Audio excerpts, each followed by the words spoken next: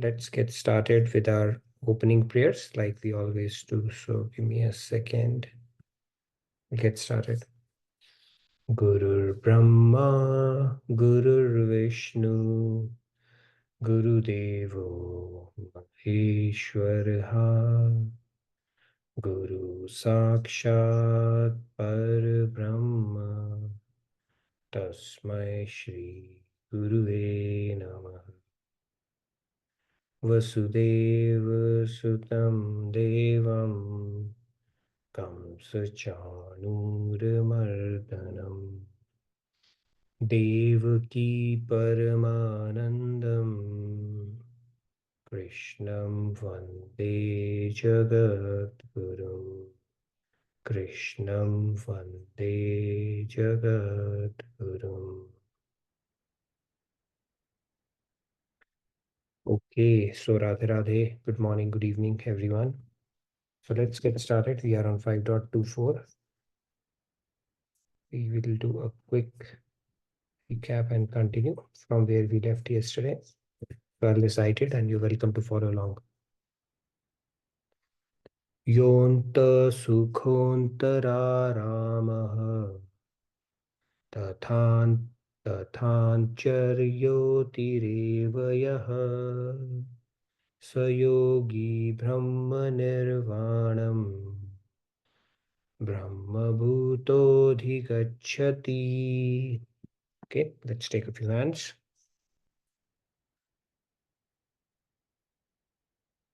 Riya ji, go ahead, please. Radhe Radhe. Radhe.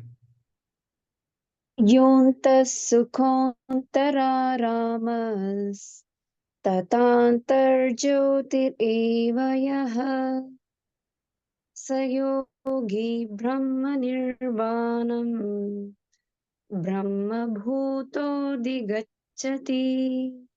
Great, thank you. Yes, Shyamji. Wait, please. Radhe Radhe. Radhe Radhe. Yonta sukhontaramas tathanta jyotirevayah sayogi brahma nirvanam brahma bhuto digacchati. Radhe Radhe. Thank you so much. Radhe Radhe. Very nice, Shyamji. All right, no more hands. So let's get started then. So in this shloka, Lord Krishna is saying those who are happy within themselves, enjoying the delight of God within, and are illumined by the inner light, such yogis are united with the Lord and are liberated from material existence. So we will continue to talk about what does it mean, or how do we achieve the state of being happy from within. So let's get started with today's discussion. I came across this, thought I'll found it pretty interesting. So here's a comprehensive list of everything you are entitled to and what the world owes you. Isn't it interesting? Anybody thinks it should be a long list? Apparently not, right? So the point here is that nobody owes us a dime. So basically, we need to count our blessings and practice gratitude for every little thing that we are faced with. Nobody owes us anything, and everything that comes our way is based on a blessings, God's blessing and His grace. And the sense of entitlement that we usually have for things, or the lack of gratitude, is misplaced. So with that, let's get started with our. Anybody thinks there should be a list of things should be on this paper, and ideally it should not be. Let's get started with our today's topic of discussion. So yesterday we spoke about Brahma Nirvana. We spoke about the three kind of consciousness where materialistic people think their existence will cease once with death. So they want to extract maximum out of life to enjoy to the fullest. And because the identity they feel is not going to continue beyond death. Gyanis think that actual life starts, after death only. Anyways, there's a saying, right? I said DIE, die is death, death in examination. Life is a preparation, lip, die, and death is a is an examination. So they think the life, true life, spiritual life begins after death only. And then you have devotees or bhaktas. Their attitude is that life begins whenever we start serving Krishna, because end game is serving Krishna only. So we get started here only. How does it matter how long it takes? So this is a sentiment a devotee would have, from a path of devotion standpoint. So we spoke about it yesterday, and we said that it is, it's not just a figment of imagination. It's actually factual. It's a factual experience that a devotee is experiencing, because that bliss is something that is truly being experienced. It's like Narad Bhakti Darshan say, it's like the salt in food, the proof you will get just by tasting it, by relishing it. So it's a factual experience. It's not a hocus pocus sentimentality or some kind of an imagination that a soul is experiencing, and it is very, very true. And you just have to tap into it. God's names, forms, virtues, pastimes, to feel that bliss, and people do relish that on the path of devotion. And it's of course higher level of happiness, not the material happiness, which is normally an agitated state of mind that we think is happiness. So it is true happiness, and that can be relished when you go within. And that is what the gist of the shloka is as well. So let's continue from where we had left yesterday. So when there is an extremely some there is some externally some intolerable condition in life, what do we do? What do we do? We can apply the ACT formula. We need to act, right? So what do we need to act? Let's see. So we adjust. We have to do some adjustment, meaning accept and adjust consciousness so that it can cope with the situation. We have to adjust or adapt. Like they say, what you can't cure, just simply endure. So we need to adjust. That is the A of ACT. Some adjustments need to be, because if you don't adjust, we keep on whining, then we lose precious time, and even our mental disposition is not good, which is not conducive for our spiritual growth, and even otherwise, even for our material growth, because it's an opportunity to act, not to moan or whine at that time, right? So we need to adjust fairly quickly. What is C? C is clarify, meaning we cannot adjust. If we cannot adjust, then we need to clarify with people who are responsible for the situation, or because of which the situation is happening, why they are doing so, or they're not aligned with what they are doing, and conveying why you can't accept it. Not many can do that, but if we are in a position to do that, we should do that, right? So clarify or try to understand why we are where we are, so that we can do something about it as well. So that is the C part of clarifying. And then the T is transcend. Transcend would mean going beyond that situation, matching, you take it to the spiritual consciousness. It's just like tagging on to bicycle is running and the car or a truck is passing by, and you latch onto that, right? So that you can piggyback on the velocity or the speed of that, right? Of course, it's not so safe, don't do that. But the point here is, that's when you try to transcend your current situation, and then you start moving at that speed. So this is an opportunity where we look at the big picture, we take it as an opportunity and transcend our situation, as opposed to it simply acting in material consciousness, and thinking, why did this happen, or worrying about what could be the consequence, and concocting a lot of fear and anxiety in our head because of that. Now we have 4 formulas till now to transcend material situation. Now you will say, how do I transcend material situations? That's where we left the last slide, right? From ACT, it's transcend. So we do have 4 formulas. If you think about it, Lord Krishna, being a perfect master or a perfect guru, he's building on, from one shloka to another, to another, to another, and no words are wasted in Bhagavad Gita. So what are the 4 formulas that he has given? Let's do a quick check on that, what we have been talking about. So 5.22, he said that Dukh yonaya. So first is bring in this knowledge. There is the miseries inherent and in the so-called pleasures in the material world. Okay, so it's like a sugar coating. The pill is sugar coated, and but it tastes bitter now. I won't call it pill because pill actually cures. But all the pleasures of this world, they are coated. The misery is inherent in them. And Lord Krishna is calling it very, very clearly. In fact, this world itself is known as Dukhalya.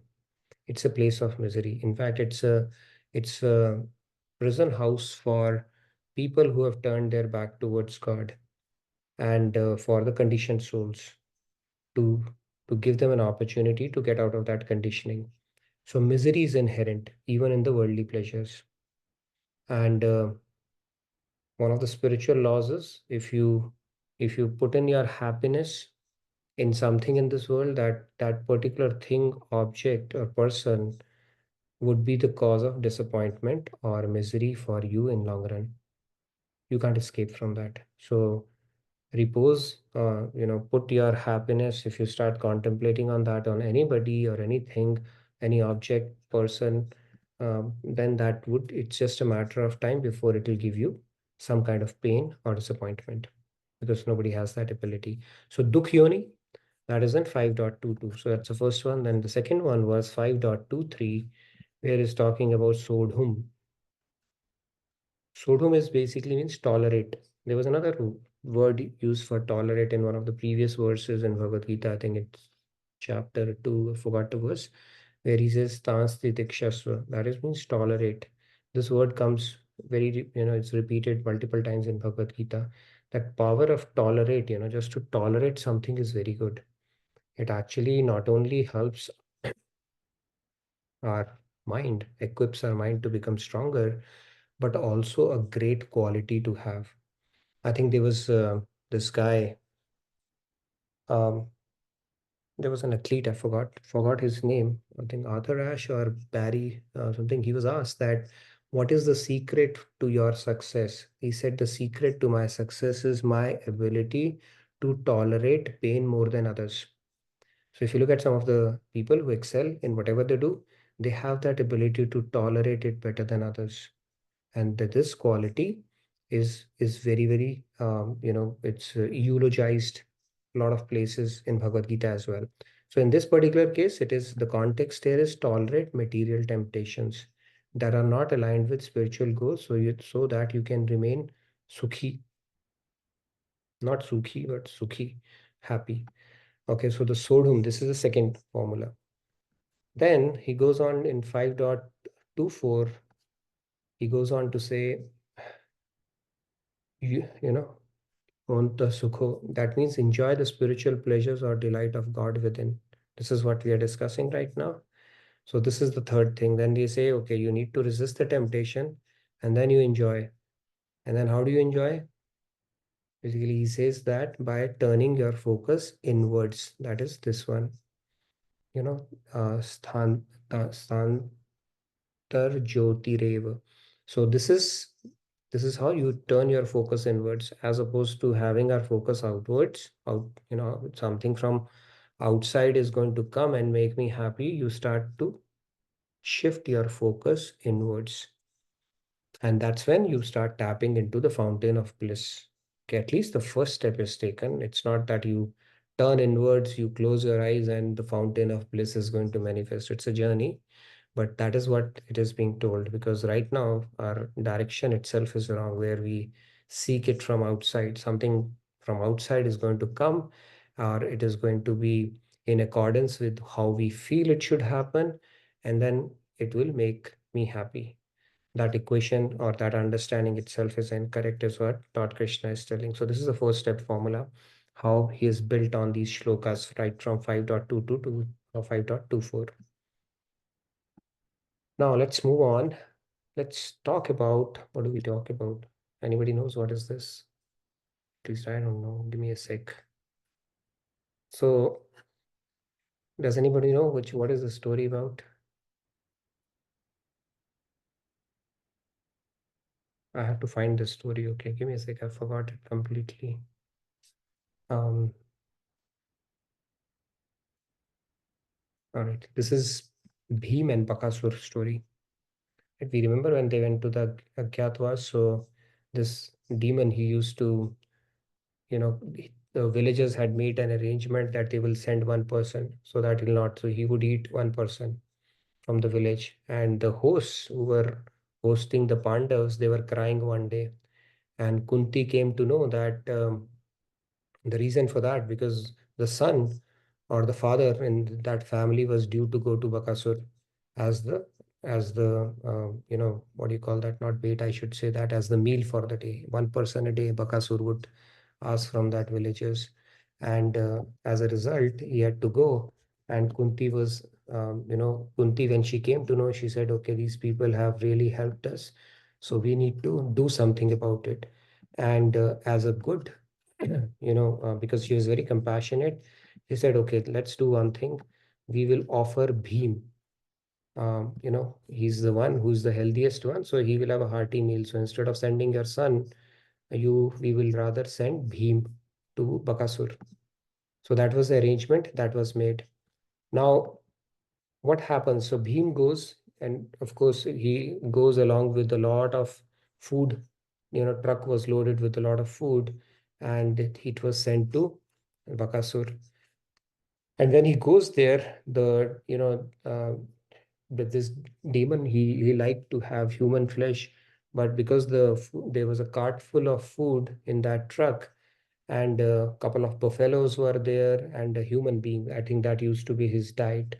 A lot of food, couple of buffaloes, and a human being.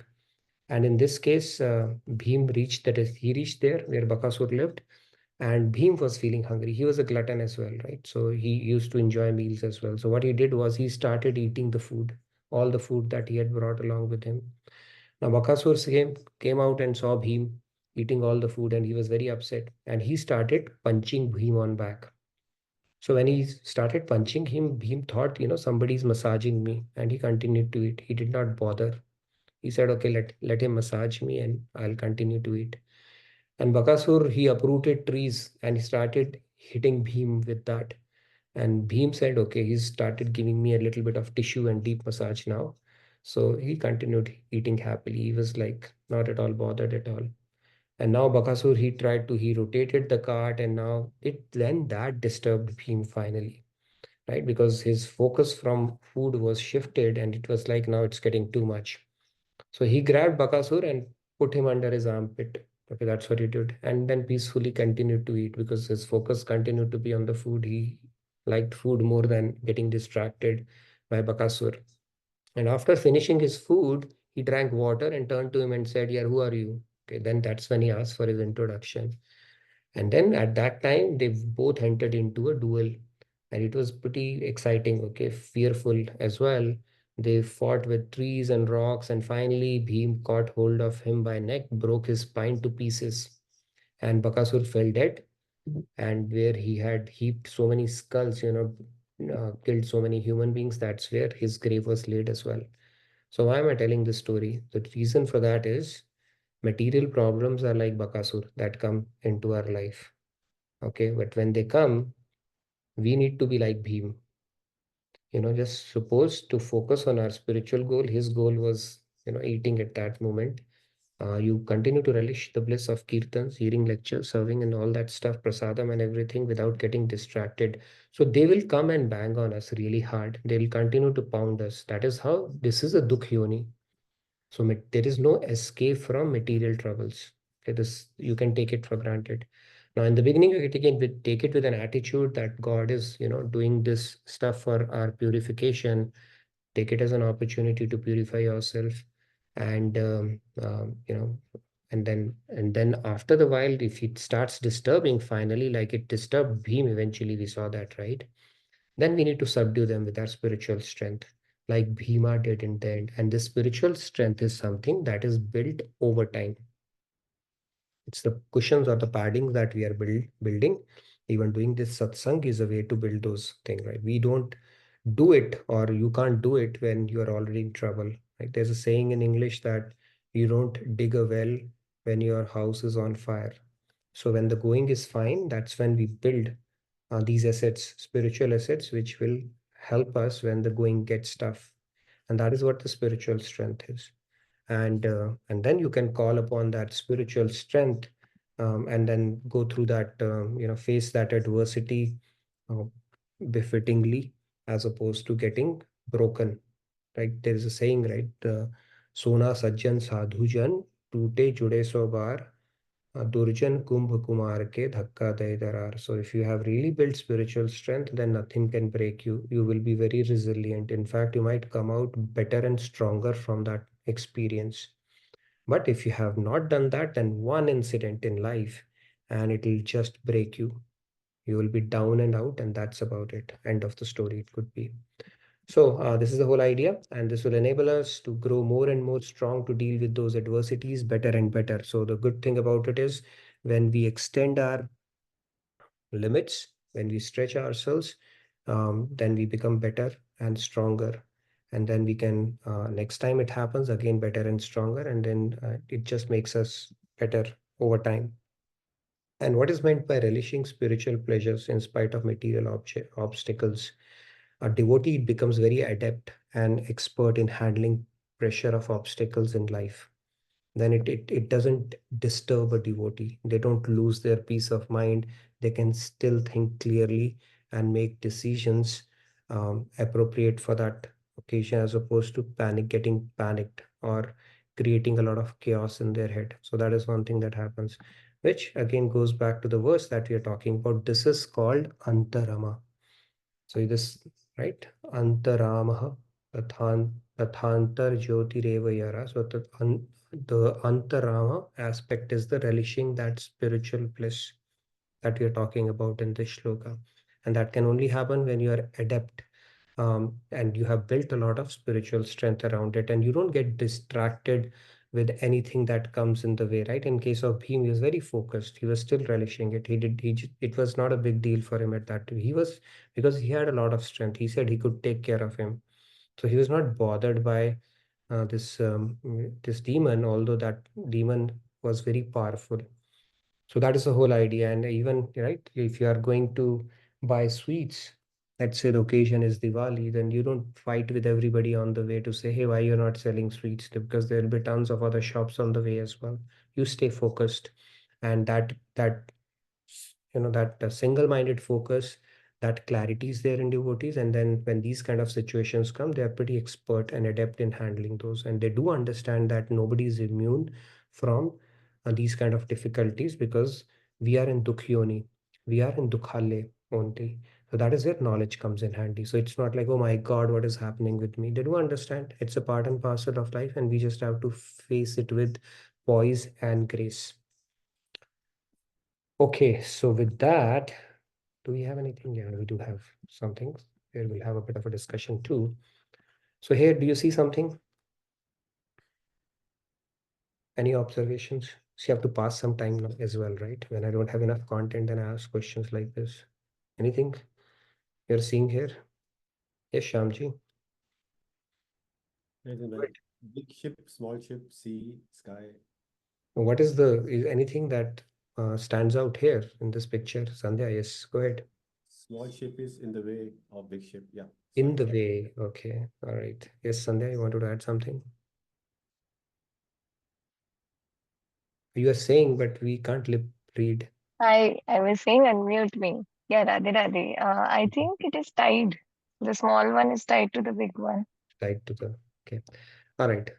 It is tied. So something is happening because of that. Anchor is there. Yeah. I mean, yeah. Yeah. So yeah, I mean, it's not about making you guess about that. So basically what is happening here is, we'll get into the discussion, Rahul and Shilpaji and rest of the day. So basically what's happening is, there was a big ocean liner which is being pulled. As you see, they are tied. So what is happening is, it is pulled by a very small boat. Okay. Now the question is, how is it being pulled by a small boat? Yes, Rahul, you wanted to say something? I just wanted to add the same thing. Kumarji mentioned small ship guiding the big one, and Sri Ramya says Yeah. it is a lifeboat. Yeah, it's actually being pulled by a very small boat. It can happen at times. Now the question is, it is being pulled. The reason why it is being pulled, so the master, he showed a picture to his disciple. He said, what do you see? So he said, they said that we are seeing this boat being tied, like you said, and being pulled. So basically so they were lost. What is the learning in this one? So they did not know what to answer, and the master replied, the reason why the small boat could pull the big ocean liner in its direction, because the engine is off. Okay, the engine was off for this liner. And then he said, what do you understand from this? So what we need to understand from this is that because the engine is off, now it's able to be directed by the small boat here. Okay, so the lesson for us here is, but if the engine was on, then it could have pulled 100 such small boats in its own direction, in the other direction. Okay, so the key lesson from this is, in the same way, insignificant objects of material world is pulling us by the nose and dragging us here and there. What are those insignificant objects? iPhones, Netflix, TV, other distraction, tons of it, you can add it. So our consciousness here and there, they keep on distracting us, right? Our senses and all the objects. And we go like a zombie behind them, like this big liner is being pulled. But the catch here is, like I said, the reason for that is why? Because the engine is turned off. And in our case, our engine, the Antar Jyoti, which is being spoken about in this shloka, is the inward vision. So when we practice spiritual devotion with certain intensity in the screen of heart, then we start perceiving the spiritual realities and our true potential. So our true potential, we have actually, what do you call that, um, sacrificed for this, because we are not truly tapping into that at this point. And that is where we can handle any amount of material obstacles and take them to the destination that we want to. And that is why it's important for us to become spiritually strong, right? That Bhima strength that we're talking about, that spiritual strength, turning inwards, relishing that bliss. Only when we tap into that will we be able to overcome these obstacles. Otherwise, our direction of our life is something similar to what you're seeing in this picture as well. We have huge potential and we have the reservoir of bliss within us, but a small distraction here and there, which we have made so huge, is directing us at this point. Okay, any direction, any distraction that we can see externally is actually that small boat, and the big boat is us actually. So we need to revive the potential that we have, and the potential that is needs to be awakened and tapped into, and then we'll be able to do what we are truly capable of.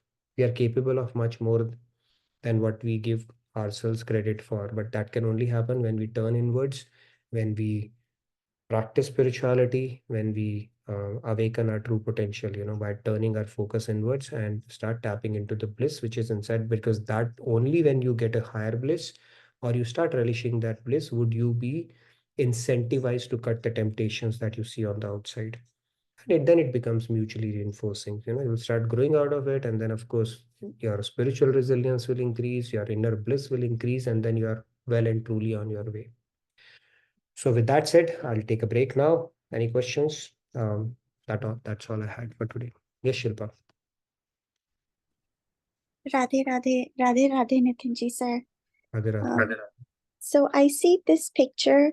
I've worked at the port of Los Angeles, and to share with everyone, every single ship that comes in to any port is actually chauffeured by the port pilot or the small boat. So while you were explaining this, I was actually thinking of a different example just by this picture and by the shlok that you talked about today. If it's okay, I'd like to express the example I thought of, which is slightly different than the example you mentioned. Sure. So the way I see this picture is that I'm still the bigger ship, and the smaller ship is the Krishna or the God inside us, who's still tugging us, still bringing us, and the big ship is only able to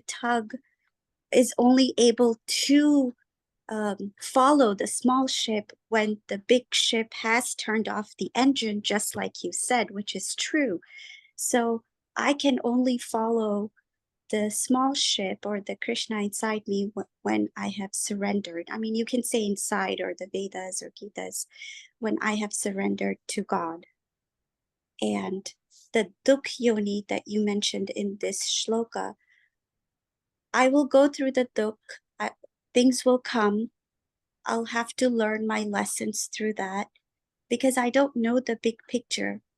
The currents, when the ship comes, when the big ship comes, they turn off their engine. The port pilot in the small ship, they chauffeur the big ship. Even though the weight of the big ship is really heavy, they use the existing currents in the water to bring them to harbor. Just like God has a bigger plan, even though I might think, oh, why this is happening to me? Why am I going through this? But I just have to surrender to whatever's coming my way because God has a bigger plan and He's just going to lead me through my life. I just have to have faith in Him. Good, Shilpa. I think I think you derived a lot of corollaries and the other way of looking at the same thing, which is very nice. But I think you hit on all the right points, based on what we have been studying all this while and in accordance with the Tattva Gyan that we've been contemplating upon. But yeah, very nicely. I think there are multiple ways to look at it, but it drives home the point in so many ways. But thank you again for sharing that. Very nice. Thank you, Thank you. Shilpa. Thank you. Thank you. Yes, Sandeep.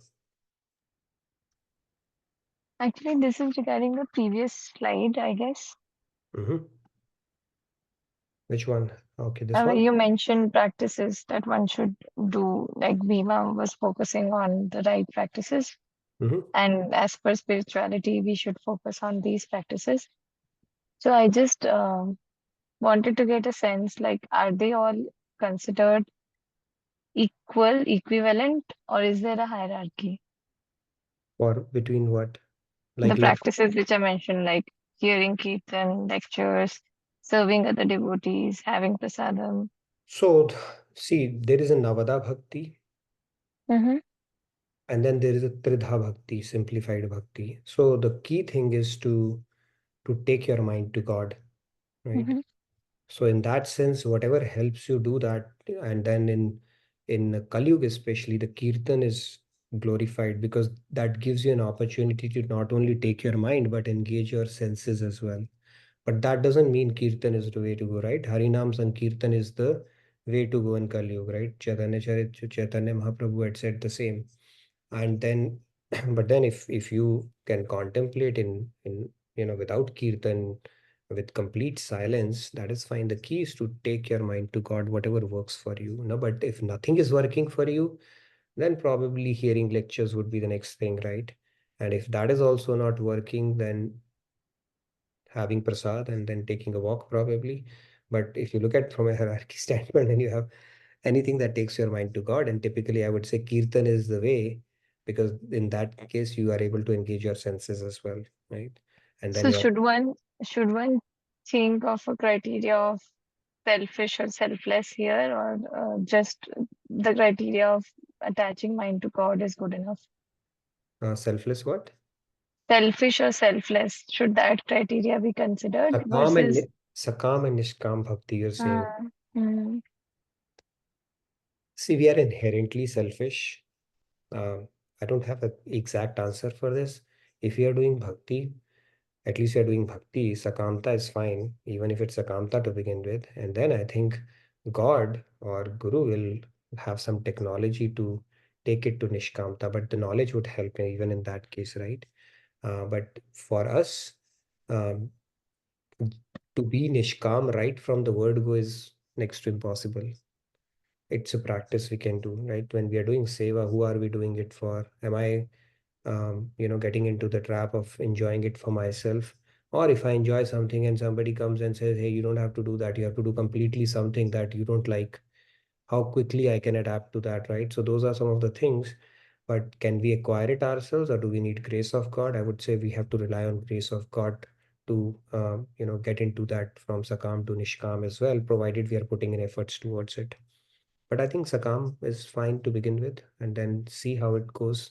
But we can continue to practice that, but I think we need God's grace to progress towards that as well. Nishkamta is a big deal, right? Even in sevas, we get start deriving pleasure, and then we say we want to do this, we don't want to do this. So yes, I think it's a bit of a journey, and we have to rely on God's grace for that as well. Any other questions?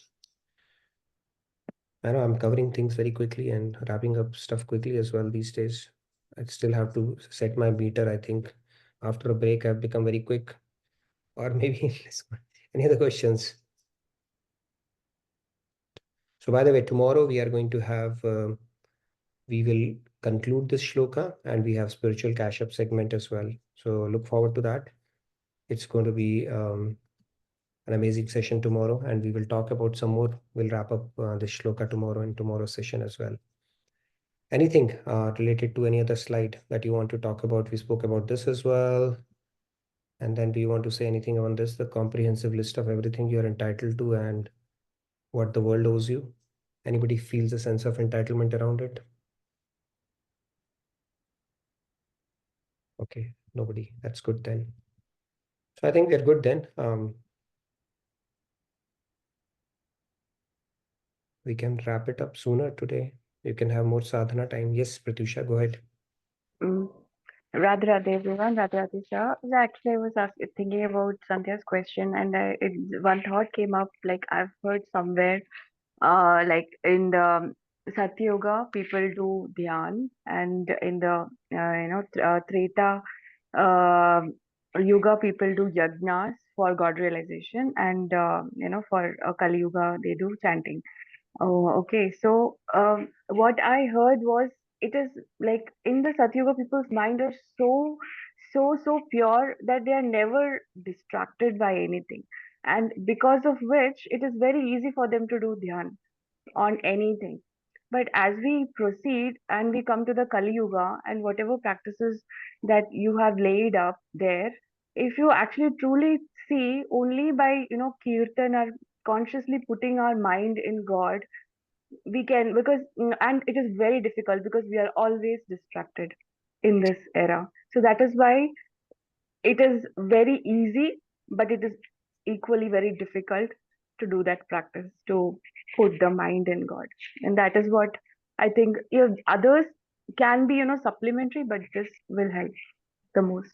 Very true. Thank you, Pratyusha. They say, right, Kalyug keval naam adhara, sumir nar uthirin para.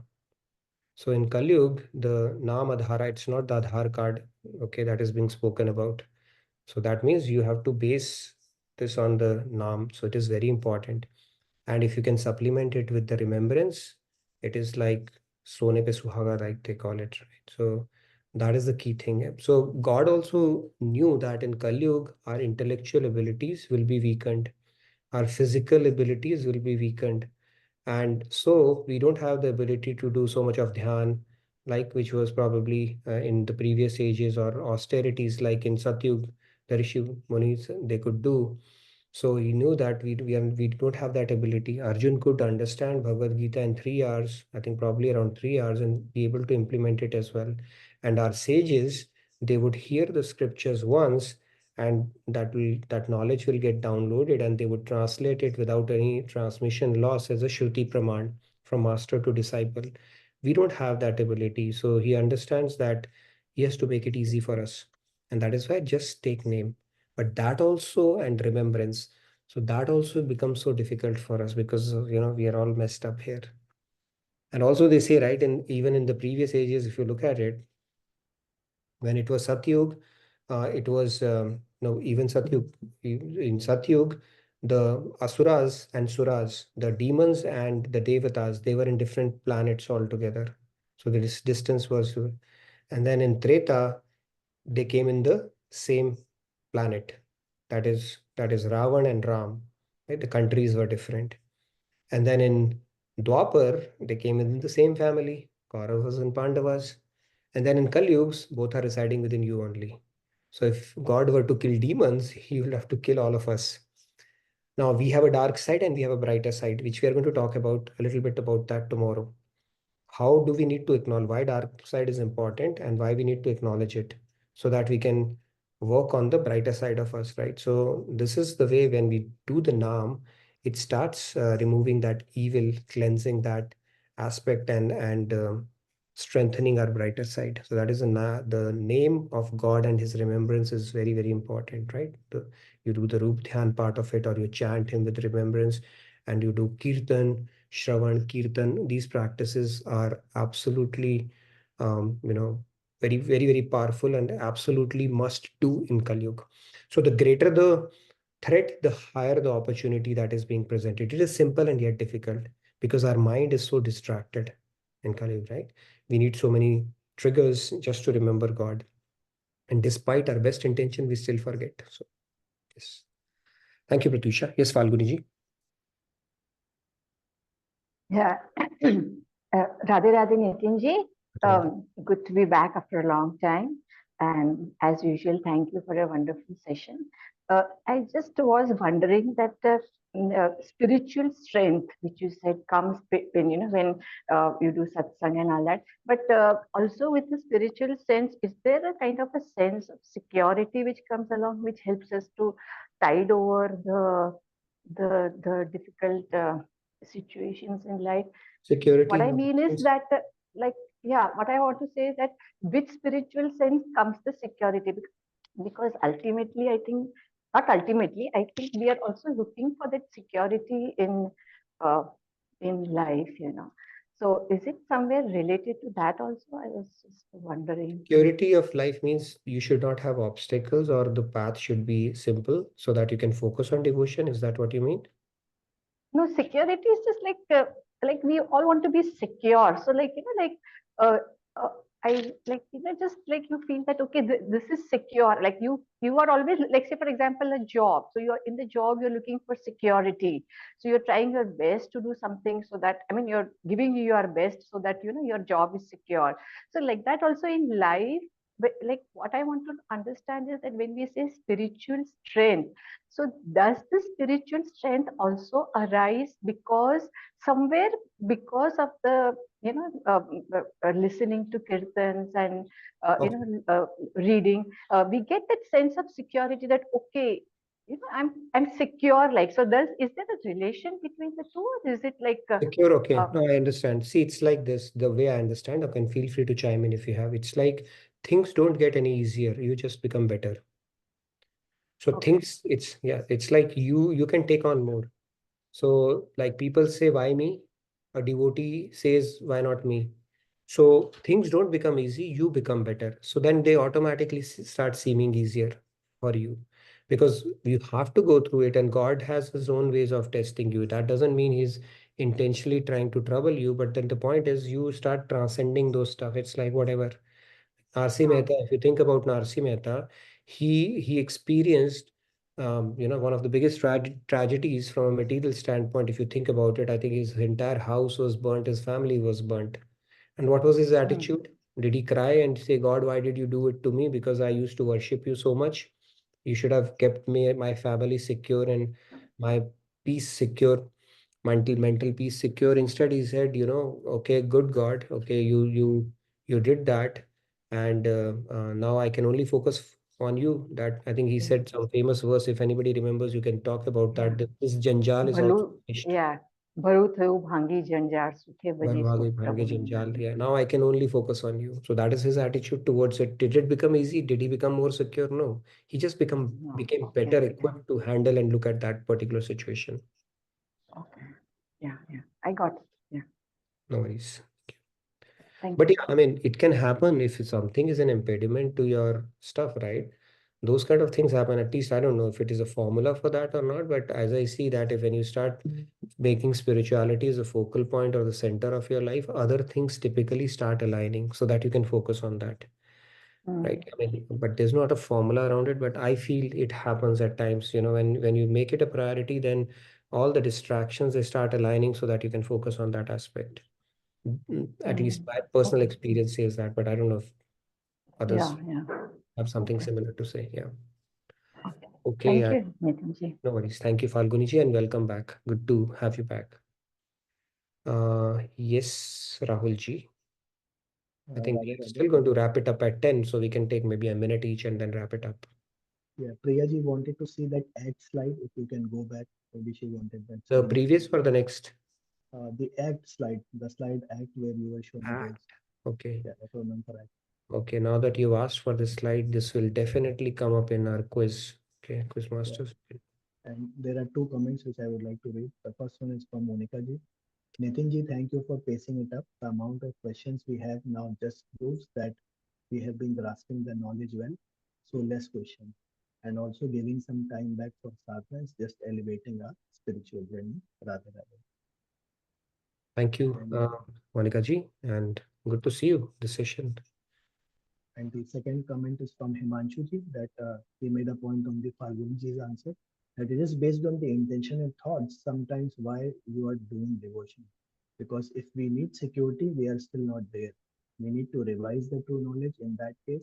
And spiritual strength arises when you know that if something is completely going wrong, we don't even care because we have faith in Thakurji. That is true. Very nice. Thank you. Okay. Who else do we have? We have Shilpa ji. Yeah, Radhe Radhe Shilpa ji. Radhe Radhe. I wanted to just add my trick to the security question. Because I think it's natural as human beings to be insecure because we are under Maya. We are so that's just as part of being human. So what I do is the bhajan, kirtan, shravnan, smart, all of these are great tools.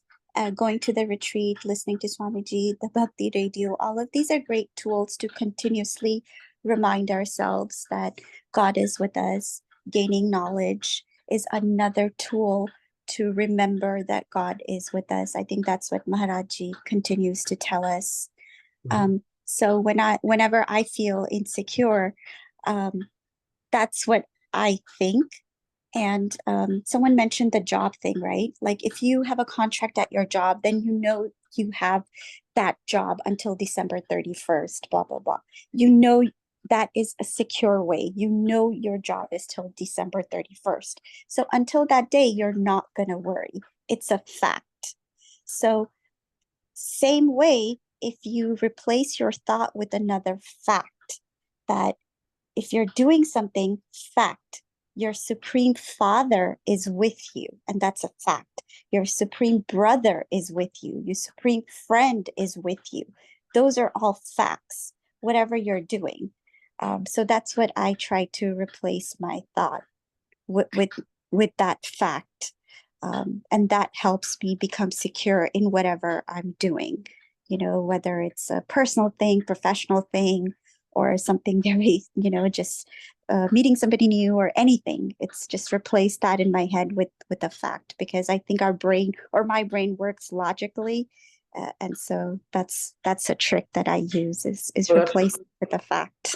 Yeah, it's a wonderful thought, India. It's a fact actually, and that is what spiritual journey is all about. We need to truly start believing. It's a journey from Janna to Manna, right? And Manna is that you believe it is happening, you believe he's there, you believe he's your protector, you believe he's watching. So yes, if you can actually accept it as a fact and keep reminding yourself, I think there's nothing better we can do, during our daily routine. So thank you for sharing that, Shilpa. Very, very, very inspiring. Thank you for that. Yes, Sandhya. Okay, we have 11 minutes, so we can take few hands and then wrap it up on time. Yeah. Yeah, quickly, actually, to add to the same point which is being discussed.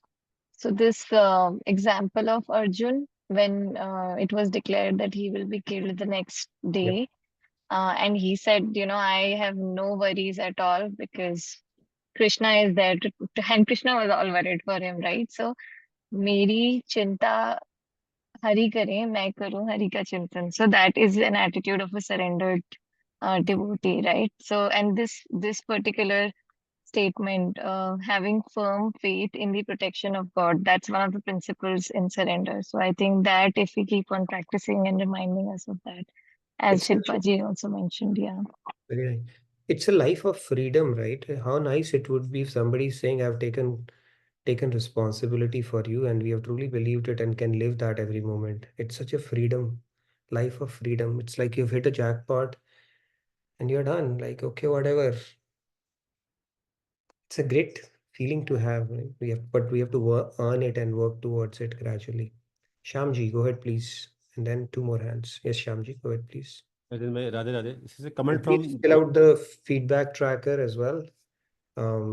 Because I think we have already posted it. Yes, Shyamji, sorry, I didn't want to interrupt you. Go ahead.